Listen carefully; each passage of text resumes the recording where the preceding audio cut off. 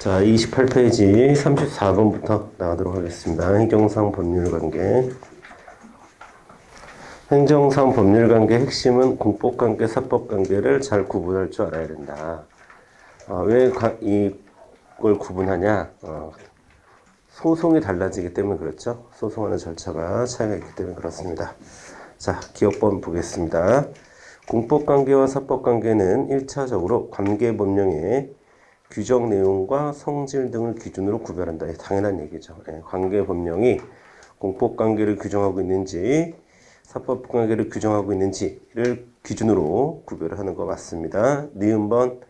자, 말씀드린 바와 같이 공법관계와 사법관계로 구분하는 이유 자체가 소송 절차와 관련되어 있다. 맞는 말이고요. 그 다음에 초중등교육법상 사립중학교에 대한 중학교 의무교육 위탁관계는 공법관계에 해당하죠. 틀렸습니다. 공법관계에 해당하고, 그 다음에 행정사법 영역에서는 사법이 적용되며, 맞아요. 공법 원리는 추가로 적용될 수 없다라고 했는데, 네, 공법 원리 추가로 적용할 수 있다, 가능하다, 이렇게 보셔야 되는 거죠. 자, 우리 1번에서 기본적인 계약관계를 한번 볼게요. 계약관계. 자, 기본적인 계약관계. 우리가 자, 여러분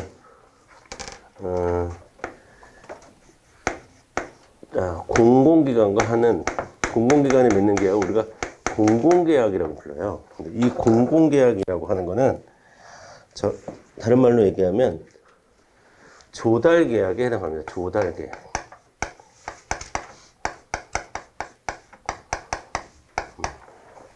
아시겠죠? 그래서 자, 행정청이 일반 사인과 어떤 물건을 조달하기 위해서 맺는 계약을 우리가 공공계약이라고 부르고, 자, 이거는 기본적으로 사법관계에 해당합니다.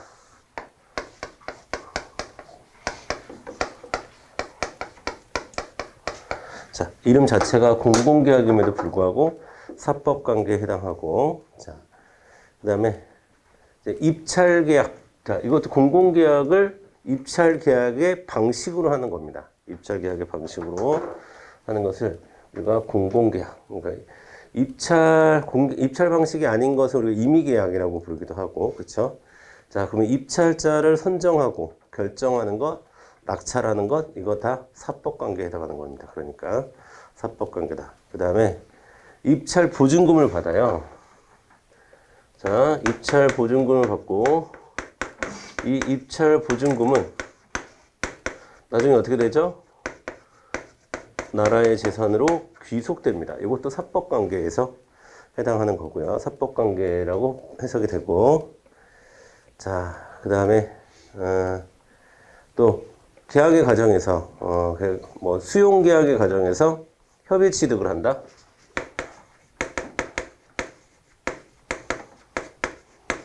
이것도 사법관계에 해당하는 겁니다. 또 협의 취득 하는 과정에서 수용 과정에서 또 판매권을 설정해 준다. 이것도 사법관계라고 보는 거예요. 그런데 자, 이제 입찰에 나왔으니까 입찰 참가자를 제한하는 경우가 있어요. 입찰 참가자 제한.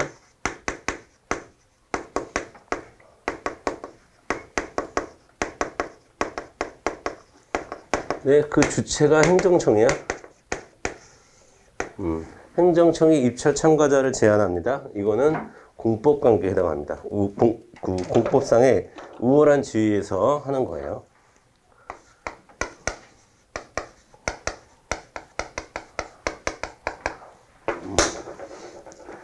그 다음에 자, 여기서 또 중학교 의무교육 위탁. 자, 이것도 공법관계에 해당합니다. 공법관계. 그렇죠? 자, 여러분 이거 여기서 좀 주의하셔야 될 것은 자, 한국전력공사가 입찰 참가자를 제한 조치를 했던 판례가 있습니다. 그거는 공법관계라고 봅니까? 사법관계라고 봅니까? 그건 사법관계라고 봐요. 그러니까 주체를 좀 구분해 주셔야 되죠. 입찰 참가자 제한 조치에서는 행정청이 했느냐 아니면 공사에서 했느냐를 구분해 주셔야 됩니다. 그 공사의 입찰 참가자 제한 조치는 사법상 통지에 불과하다라는 판례가 있다는 거 알아두시고, 자 그리고 이제 우리 세금 얘기 한번 해볼까요? 세금. 자 여러분, 세금을 부과하거나 아니면 세금을 부과했는데 세금을 내지 않으면 우리가 채무 관계가 형성이 되죠. 자 이런 조세와 관련한 것은 기본적으로 세금을 부과하거나 세금을 부과했는데 내지 않아서 발생하는 채무 관계는 공법 관계에 해당하는 겁니다. 우월적 지위에서 세금을 부과하는 거지 대등한 지위에서 세금을 부과하는 건 아니다. 당연하겠죠. 누가 대등한 지위에서 세금을 부과하면 세금을 내겠습니까? 그쵸? 자, 두 번째. 부가가치세에 환급세액의 지급 청구한다거나, 자, 부가가치세, 환급 세액을 지급 청구한다거나, 그 다음에 초과근무 수당을 준다거나, 지방 소방원들한테 초과근무 수당을 준다거나, 자, 그 다음에 또 공무원 퇴직연금을 달라고 하거나, 자, 이 세 가지의 기본적인 특징이 있어요. 이것은 행정청의 어떤 처분에 의해서 법률관계 변동이 오는 것이 아니라 법령에 있는 것을 그냥 실행하는 것에 불과합니다. 법령에서 정한 기준대로 실행하는 것에 불과해요. 그래서 기본적으로는 공법관계지만 당사자 소송으로 간다는 것이 중요하고 시험에 많이 나오는 거죠. 이 세 가지는. 법령에 정해진 대로 집행한다는 특징이 있습니다. 초과근무수당은 얼마다, 퇴직연금은 얼마다, 부가가치세 환급세 얼마다. 이거는 처분에 의해서 얼마가 결정되는 것이 아니라 이미 결정된 것을 집행하는 것에 불과하다. 단순 집행하는 것에 불과하기 때문에 이런 걸 따질 때는 당사자 소송으로 따져야 되는 거예요. 그렇죠? 그 다음에 자, 세금을 너무 많이 냈어. 우리가 그걸 많이 냈거나 잘못 냈어. 이걸 우리가 과오납이라고 하죠. 자, 이 과오납분에 대한 과오납이 되면 어떤 이득이 생긴 거예요? 부당이득이 생긴 거죠. 이 부당이득을 과오납에 따른 부당이득을 다시 돌려줘라 라는 것을 부당이득 반환 청구 소송이라고 얘기하는데, 요거는 사법관계가 형성이 되죠. 당연히 민사소송으로 해결을 해야 되는 거고요. 그 다음에 이왕 했으니까 하나만 더 얘기할까요? 여러분, 공공서비스와 관련해서 자 수도와 관련된 거 있죠. 수도와 관련된 것은 공법관계입니다. 이걸 중요하게 생각해야 돼요. 수도, 물,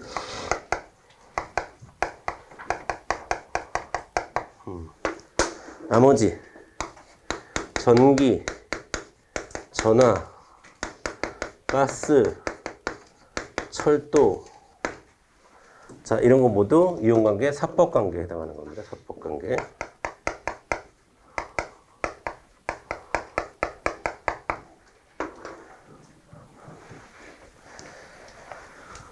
자 35번 한번 같이 볼까요? 자 1번 구 예산회계법에 따른 입찰보증금 국고기속 조치. 자 입찰보증금 국고기속 조치 나왔어요. 자 사법관계고 민사소송으로 다퉈야 되겠죠. 1번은 맞는 말이고요. 2번 납세 의무자가 국가에 대해서 부가가치세 환급세액 지급 청구하는 것은 자 부당이득 반환 청구로서의 성격을 갖지는 않아요. 그거는. 자 그러면 그거는 어디로 가야 되는 겁니까? 당사자 소송으로 가야 되는 거예요. 그래서 우리가 당사자 소송으로 외워두고 있는 거죠. 그래서 2번이 틀렸습니다. 그렇죠? 민사소송 절차가 아니라 당사자 소송의 절차에 따라야 한다. 이렇게 가야 됩니다. 이렇게 특이한 거 있잖아요. 이게 당사자 소송 이런 것들은 기본적으로 암기를 해 주셔야 돼요. 자, 그 다음에 3번 서울특별시립 무용단 단원의 위촉은 공법상 계약입니다. 공법상 계약. 이므로 그 단원의 해촉에 관련해서는 공법상 당사자 소송 맞아요. 당사자 소송. 그다음에 4번 자 지방 소방 공무원의 그 초과 근무 수당 주는 것도 당사자 소송. 됐죠. 그래서 이거는 여러분들이 기본적으로 암기를 해 두셔야 돼요. 암기를 해 두시는 수밖에 없다. 그리고 기본적인 해당 사례가 왜 공법관계인지 왜 사법관계인지 한 번 또는 두 번 정도 이해를 하고 그 다음에는 암기를 해주는 방식으로 공부를 해야 됩니다. 자, 36번. 다음 중 공법관계에 해당하지 않는 것은 자, 첫 번째는 협의 취득, 사법상 계약이죠. 1번이 정답이 되겠습니다. 자, 2번에서는 수도가 여러분 크게 보여야 돼. 수도. 뭐 수도든 하수도든 다 똑같은 물 쓰는 거 아니겠습니까? 그쵸? 자, 수도 이용 관계에는, 자, 공법관계에 해당한다. 시립 삽창단은 아까 했었죠. 공법상 계약이고, 그 당사자 소송으로 가는 거다. 그 다음에 퇴직연금 지급 청구. 이것도 기본적으로 공법관계로 보고 당사자 소송으로 가는 겁니다. 자, 그래서 2번, 3번, 4번 모두 공법관계에 해당한다. 자, 그 다음에 37번 넘어갈까요? 공법관계와 사법관계에 대한 설명으로 옳은 것은 1번 행정절차법은 공법관계를 규정하고 있는 법이죠. 당연히. 자, 여러분 어떻게 외우자고 그랬지 제가? 처신 똑바로 해. 지도하겠습니다. 처신, 지도 이렇게 외우시라고 했죠. 그래서 행정절차법에는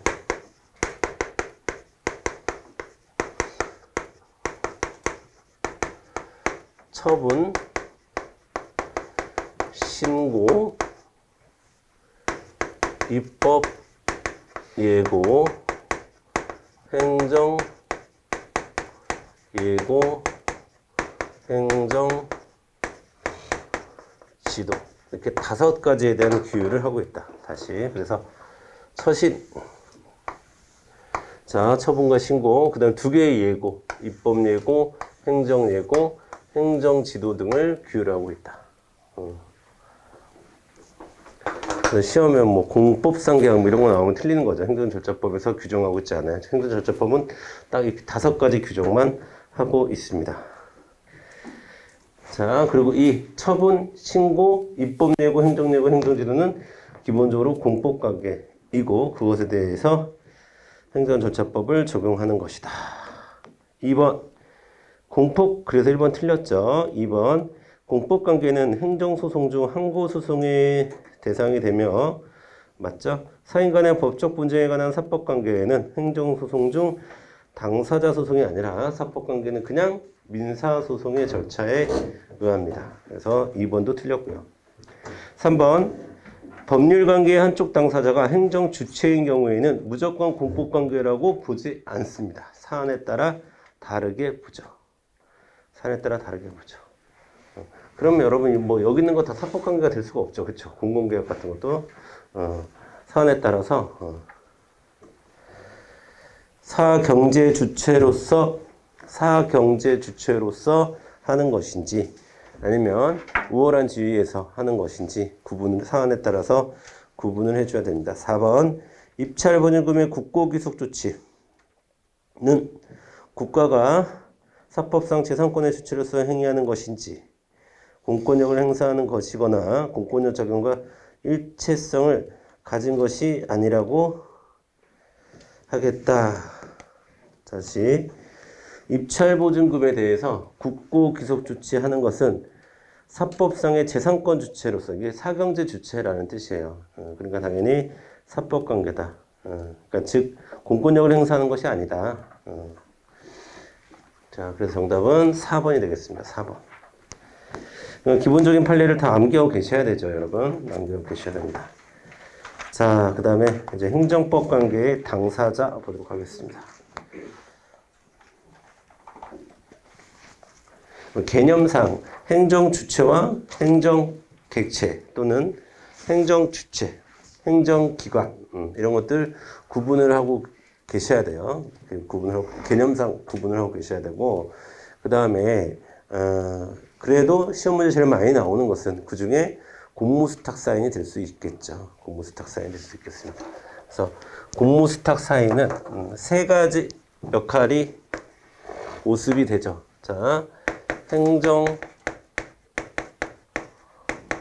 되기도 하고, 공무수탁 사인은 행정청이 되기도 하고, 어느 경우에 행정청이 돼요?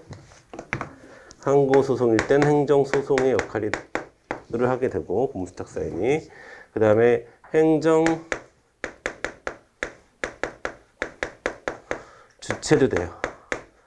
당사자 소송일 때는 행정 주체도 됩니다. 공무수탁 사인은. 또 뭐가 되죠? 여러분, 공무원이 되기도 합니다. 공무수탁 사인은 어디에서? 손해배상 청구 소송할 때. 손해배상 소송에서는 또 공무원의 역할을 하기도 합니다. 공무수탁 사인은. 그래서 공무수탁 사인은 아주 다양한 모습을 갖는다라는 거 알아두시고, 자, 여러분, 행정 주체는 크게 세 가지죠. 국가, 그다음에 공공 단체, 공무수탁 사인, 이렇게 세 가지 모습을 하고 있다. 공공단체는 지방자치단체, 그쵸? 지방자치단체. 그리고 각종 공공성을 가진 조합, 그걸 공공조합이라고 해요. 그 다음에, 자, 영조물 법인, 그 다음에 공재단. 자, 이런 것들을 공공단체라고 하고, 자, 여기가 이제 이만큼이 행정주체예요. 여기서 좀 특이한 건 국가입니다. 국가. 국가는 유일하게 시원적 주체라고 얘기합니다. 시원적 주체라고 하는 것은 여러분 이렇게 이해하시면 돼요. 행정 주체로서의 성격은 갖고 있지만 행정 객체는 될 수 없다. 그러면 나머지 다 지방자치단체를 포함해서 나머지 다 여러분 행정 객체가 될 수 있어요. 되셨죠? 자, 그리고 실제 시험에서 제일 많이 출제되는 포인트는 당연히, 자, 공무수탁 사인이냐 아니냐. 공무수탁 사인이 아니냐. 자, 일단 첫 번째, 여러분, 경찰 업무를 담당하는 항공기 기장이나, 자, 항공기 기장이나 선박의 선장은 경찰 업무를 담당하고 있어요. 그럼 공무수탁 사인이에요. 그 다음에, 자, 학위 수여식에서 학위를 수여하고 있는 총장들, 사립대학교 총장들 공무수탁 사인입니다. 그 다음에 또 민영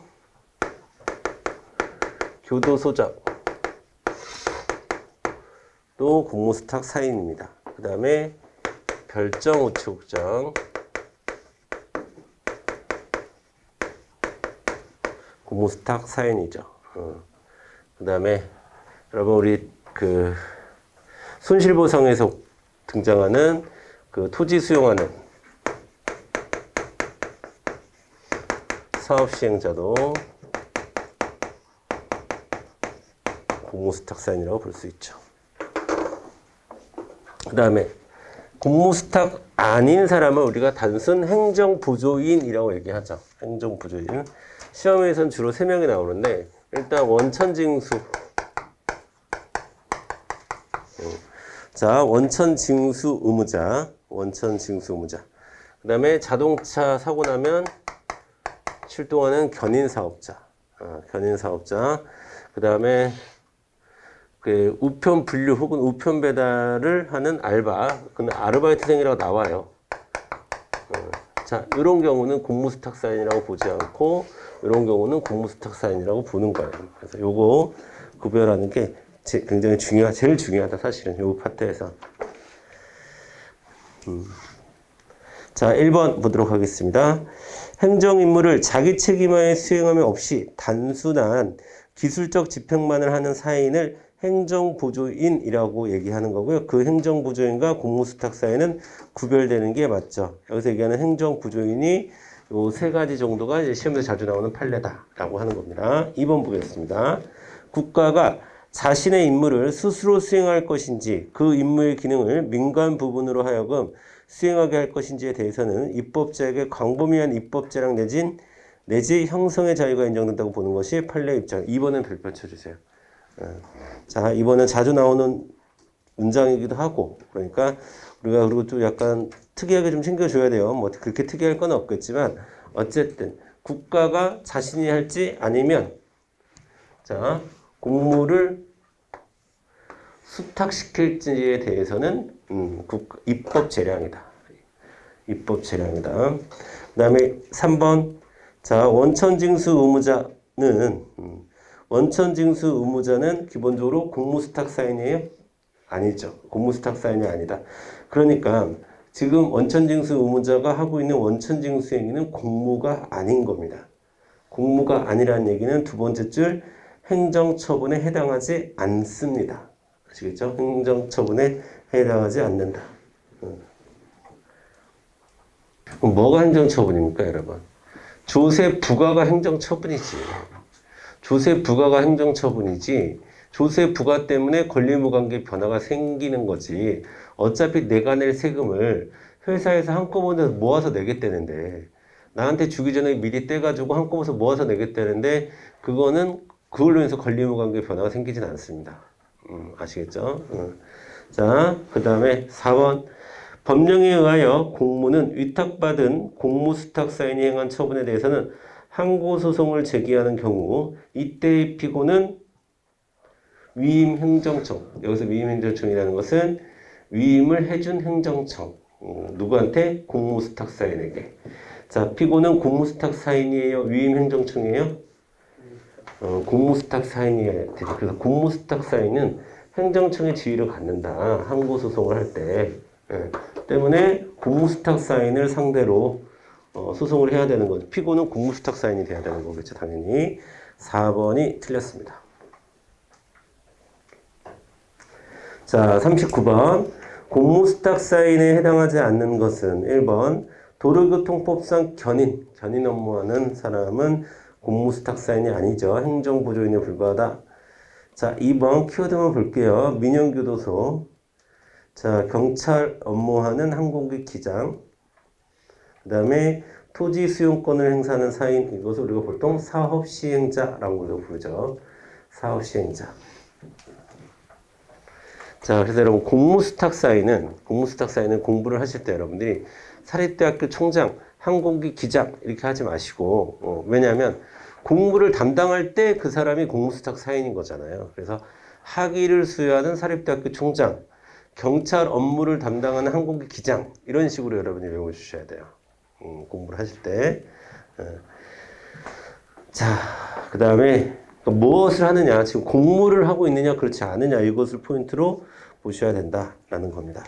자, 그 다음에 2번 2번이란다. 40번 볼게요. 40번. 자, 1번 도시 및 행정주체에 대한 설명을 옳지 않은 것은 도시 및 주거환경정비법상 주택재건축정비사업조합 주택재건축정비사업조합은 공법인으로서 목적범위 내에서 법령이 정하는 바에 따라 일정한 행정작용을 하는 행정주체의 지위를 갖는다라고 하는데, 자, 여러분 여기 있는 조합 있죠, 조합. 이 조합 중에서 행정주체성과 관련해서 시험 문제 제일 많이 나오는 것이 바로 주택재건축조합입니다. 자, 두 가지가 많이 나와요. 주택재건축조합과 농지개량조합. 이 두 가지가 많이 나와요. 이건 조합이니까 공공단체에 해당하고 지금 내가 다 뭘 묶어준 거예요? 행정주체를 묶어준 거죠. 그러니까 자, 행정주체라고 할 수가 있죠. 1번은 맞는 말입니다. 2번 공무수탁 사인은 수탁받은 공무를 수행하는 범위 내에서 행정주체이고, 이거 지금 이거 다 행정주체 묶은 거예요. 당연히 행정주체입니다.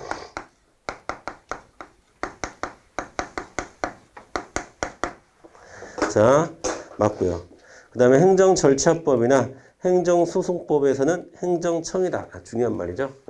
자, 소송을 할 때는, 행정소송을 할 때는 G가 행정청이 되는 거고, 그 다음에 당사자 소송을 할 때는 우리가 행정주체라고 봅니다. 행정주체. 예. 자, 행정주체도 될 수 있고, 행정청도 될 수 있다. 맞는 얘기죠, 당연히. 자, 3번 보겠습니다. 자, 견인하는 똑같은 거 계속 나오죠. 공무수탁 사인이 아니다. 맞는 얘기고요. 자, 4번. 지방자치단체는 행정주체이지 행정권 발동의 상대방인 행정객체는 될 수 없다라고 했는데, 자, 우리 어떻게 공부를 하셔야 돼? 국가 빼고는 다 행정주체도 될 수 있고 행정객체도 될 수 있다. 다시, 국가 빼고는, 국가는 오로지 행정주체로서의 기능밖에 못하는 거예요. 시원적 행정주체다 보니까. 시원적의 뜻이 뭐야? 여러분, 우리가 국어 공부하는 거 아니잖아. 그러니까 시원적의 뜻이 뭐야? 이렇게 생각할 필요 없이, 시원적이라는 말은 행정 주체만 될 수 있고 객체는 될 수 없구나. 물론 국어적으로 그 뜻은 아니겠죠. 원래부터 날 때부터 뭐 이런 뜻이겠지. 근데 그렇게 접근하실 필요 없이 시원적 행정 주체라는 말이 그런 말이구나. 자, 뭐밖에 없다? 국가밖에 없다. 그거는. 그러니까 지방자치단체는 공공단체로 행정 주체도 되고, 그 다음에 행정 객체도 됩니다. 그러면 우리가 행정객체를 얘기할 때는 이렇게 얘기해요, 여러분. 행정객체를 얘기할 때는 행정단체, 객체는 공공단체와 사인이 행정객체가 된다, 이렇게 얘기해요. 이것과 이것을 비교했을 때 뭐만 빠졌어? 국가만 빠졌잖아요. 자, 물론 이 사인 중에서 일부가 주체가 될 수가 있는 거지. 공무를 수탁받았을 때. 사인 중에서. 이건 넓은 범위의 사인이고. 그러니까 이거랑 겹쳐놨을 때 겹쳐지지 않는 것은 국가밖에 없는 거죠. 그래서 4번이 틀렸죠. 지방자치단체는 행정주체이지 그러니까 지방자치단체가 행정객체가 될 수 있구나.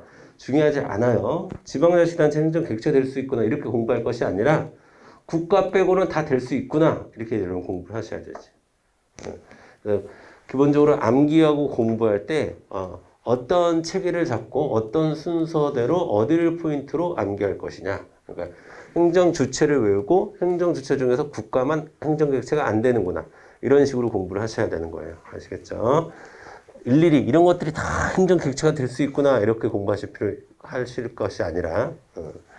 자, 그래서 40분의 정답은 4번이 되겠습니다. 41번 갈까요? 국가나 지방자치단체는 행정청과는 달리 당사자 소송의 당사자가 될 수 있고, 중요한 말입니다. 당사자 소송의 당사자가 될 수 있다. 자, 여러분, 당사자 소송의 당사자가 될 수 있다는 얘기는 뭘 얘기하는 거냐면 행정 주체성을 갖는다 이런 뜻입니다.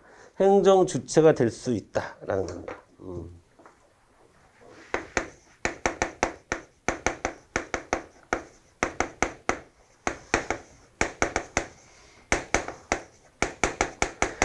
행정 주체하고 행정 기관은 다른 거라고 그랬어요. 행정 주체는 사람이고 행정 기관은 팔, 다리 같은 거다라고 말씀드렸고, 이 행정 기관을 행정청이라고 부릅니다. 소송에서는, 소송법에서는. 자, 그러니까 그리고 소송으로 관한 소송의 상대방이 행정 주체일 때는 행정 주체가 소송의 상대방이 되는 것은 당사자 소송이에요. 그 다음에 행정청이 소송의 주체가 되는 것이 우리가 항고소송이고, 공무수탁 사유는 이것도 되고 이것도 된다라는 얘기지. 자, 그럼 다시 한번. 국가나 지방자치단체는 행정청과는 달리 당사자 소송의 당사자가 될 수 있고, 자, 그 다음에 국가배상 책임의 주체가 될 수 있다. 예, 맞습니다. 1번 좋은 말이에요. 좋은 선지입니다. 국가나 지방자치단체는 행정 주체라는 얘기고요.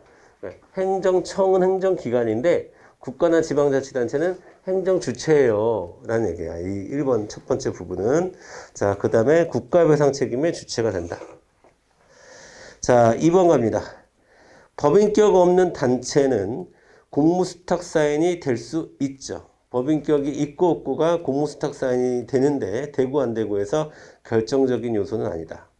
3번, 자, 주택 재건축 조합, 공법인으로서 행정주체라고 얘기했죠. 조합. 그 다음에 4번 민영교도소는 공무수탁사인이다. 즉 행정보조인에 해당하지 않죠. 그렇죠? 법률상 민영교도소는 공무수탁사인이 되는 겁니다. 민영교도소.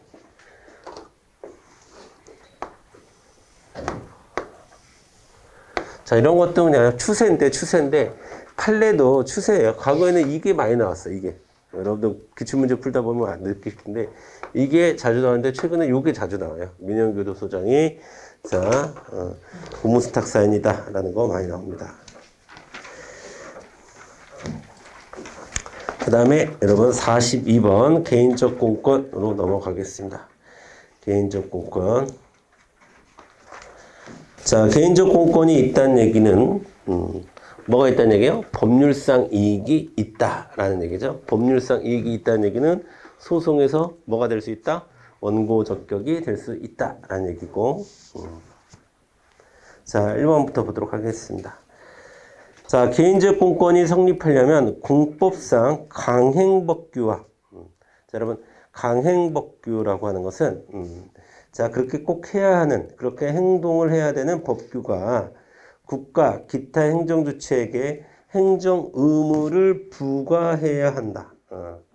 아시겠죠? 그러니까 행정 의무가 행위 의무. 행정 주체에게 행위 의무를 부과하는 법규를 강행법규라고 하는 거야. 그러니까 거꾸로 얘기하면.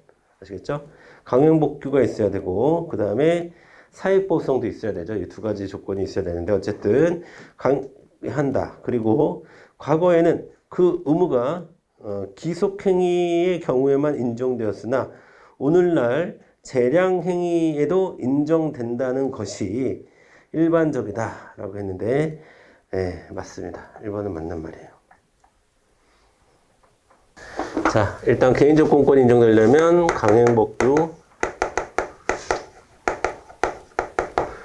사익보호성이 있어야 됩니다. 뭐가? 그 법규가 사익보호성이 있어야 된다고. 그 법규가 사익보호성이 있어야 된다고. 사익보호성이. 이 강행법규는 예전에는 기속만 강행법규라고 했어요. 뭐뭐 해야 한다라고 끝나는 기속만 강행법규라고 했는데 최근에는 재량도 강행법규로 인정을 하죠. 자, 재량도 우리가 두 가지로 나눠서 봐요. 0으로 수축할 수 있는 재량과 그렇지 않은 재량, 0으로 수축되지 않는 재량.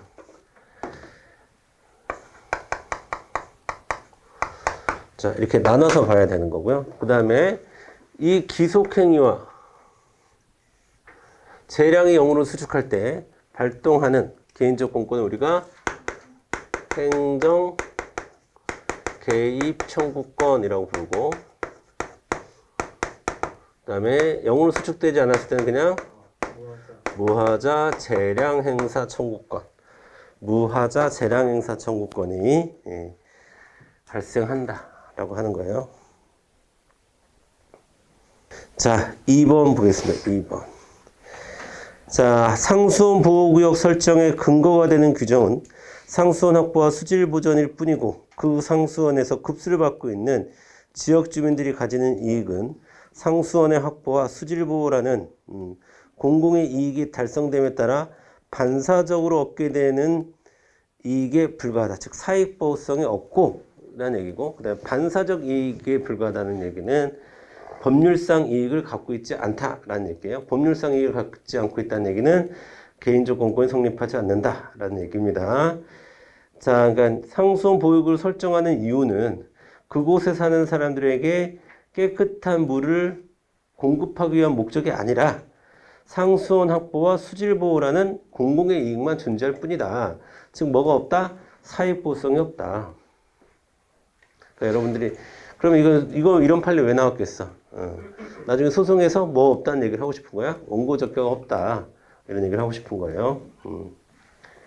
그러니까 요 네 가지 정도의 말이 여러분이 똑같이 들려야 돼. 판례를 읽을 때. 네 가지. 사회보호성이 있다. 법률상 이익이 있다. 원고가 될 수 있다.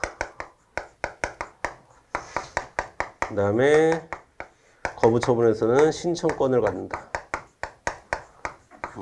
자, 사회보호성이 있어야 법률상 이익을 가질 수 있는 거고, 그래야 원고 적격이 되는 거고, 또 사회보호성이 있어야 그 법률성이 있어야 나중에 신청권을 가질 수가 있는 겁니다.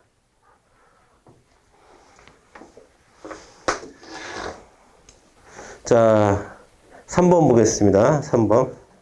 행정처분에 있어서 불이익처분의 상대방은, 즉 침익처분의 상대방은 직접 개인적 이익의 침해를 받은 자로서 취소소송의 원고 적격이 인정되지만 수익처분의 상대방은 그 권리나 법률상 보호되는 이익이 침해되었다고 볼 수 없으므로 특별한 사정이 없는 한 취소를 구할 이익이 없다. 맞죠? 여러분, 원고 적격으로 인정되는 것은 침익적 처분의 상대방 플러스 제3자.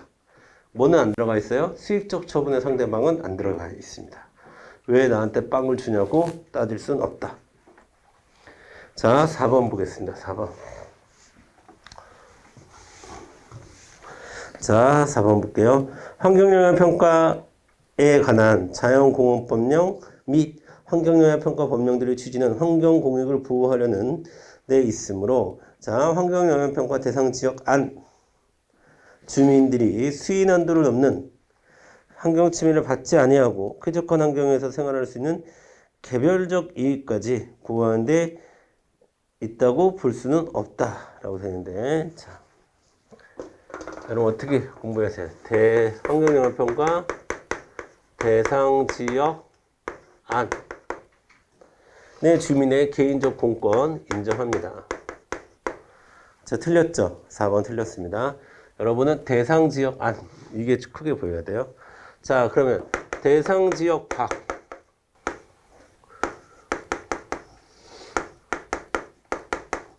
원칙적으로 인정하지 않죠. 대상 지역 밖 주민들의 개인적 공권 인정하지 않습니다. 단 예외적으로 수인 한도가 넘을 때는, 참을 수 있는 정도 수준을 넘어갔을 때는 수인 한도가 오버됨을 입증하면 이라는 전 조건이 붙어요. 내가 정말 참을 수 없는, 내가 대상 지역 밖에 살고 있긴 하지만요, 정말 참을 수 없을 정도로 지금 힘듭니다 라는 것을 스스로 입증하면 인정을 해주죠. 뭐를 인정한다는 거야? 개인적 공권, 사회보호성 인정한다는 얘기예요. 그렇죠? 자, 그러니까 4번이 틀렸습니다. 4번.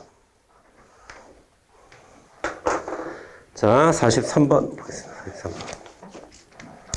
자, 재심문을 전제로 한 설명으로 옳지 않은 것은 이라고 되어 있는데, 갑이 A씨 공장을 설립했는데요. 공장이 들어선 다음에 공장 인근에 거주하는 주민들에게 피부질환과 호흡기 질환이 발생했대요. 환경운동 실천 시민연대에서 시민단체에서 역학조사를 했고요. 그 다음에 질환이 있다라는 것을 판단하고 있고요.